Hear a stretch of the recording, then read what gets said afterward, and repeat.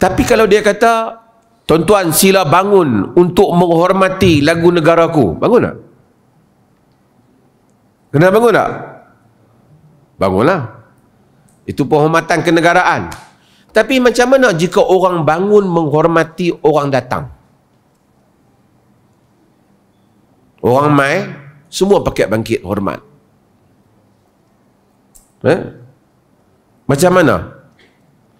Ulama-ulama bahas tentang orang bangkit hormat orang ni. Kerana ada hadis macam Nabi tak bagi. Ada hadis macam Nabi bagi.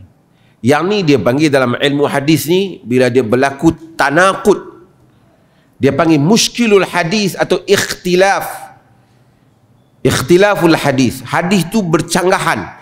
Bukan dia bercanggah kerana Nabi cakap bercanggah, kerana kita mungkin tak faham apa yang sebenarnya Nabi cakap pada zaman tu. Ni macam adik-adik kita ni nak pergi faham. Kita tengok mak kita kata jangan main handphone. Lepas tu ada pula hari dia kata tak apalah, nak ambil handphone, tengok handphone dulu.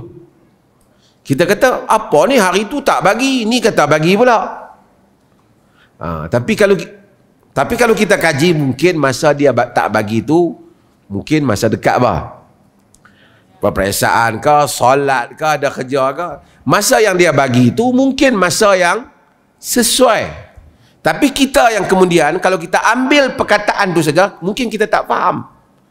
Hadis-hadis Nabi SAW, misalnya dalam bab ini Nabi SAW kata, man ahabba an yatamassala lahu rijal qiyaman falyatabawwa maq'adahu minan nar. Hadis riwayat Abu Daud.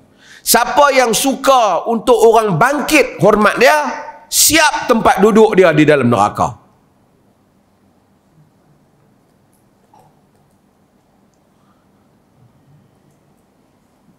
Boleh tak?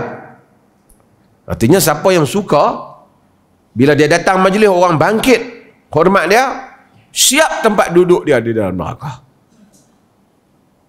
Satu hadis. Hadis yang lain, sahabat Nabi sendiri memang wa kana idza jaa la yaqumu lahu lima ya'maluna min karahatihi lidzalika. Nabi itu apabila dia datang, sahabat tak bangkit buat penghormatan kat dia, kerana mereka tahu bahawasanya baginda tak suka. Tapi ada hadis ketika Nabi melantik Sa'ad bin Mu'az untuk menguruskan menjadi ketua pemutus bagi Yahudi Bani Quraidah. Nabi SAW kata dalam hadis riwayat Abu Daud, qumu ila sayyidikum, bangkit sambut tuan kamu, ketua kamu.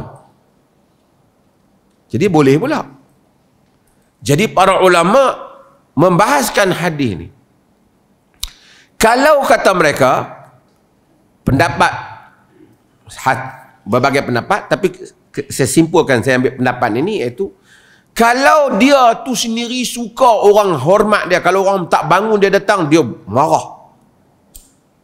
Tanda apa tu? Tanda takabur. Yani fal yatabawwa maq'adahu minan nar. Tapi kalau dia tu memang orang hormat dia kerana kedudukan dia, bukan dia paksa, bukanlah kerana dia suka, tapi misalnya pemimpin, dia datang orang bangun hormat, bukan kerana masalah dia suruh orang hormat, tapi bagi menunjukkan kuasa dia, supaya orang menghormati kuasa dan taat kepada pihak yang berkuasa. Dalam hal yang seperti itu tidak mengapa,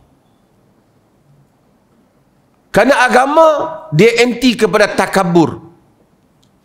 Tapi kalau satu orang syekh, dia ustaz, maulana ke, habib ke, apa lagi, ustaz ke, macam-macam sekarang ni, tuan guru ke, Cium tangan, cium. Kalau tak cium marah. Salam tak cium tangan dia marah. Dia termasuk dalam hadis ni. Na'udzubillah. Iaitu falyatabawa maq'adahu minan nar.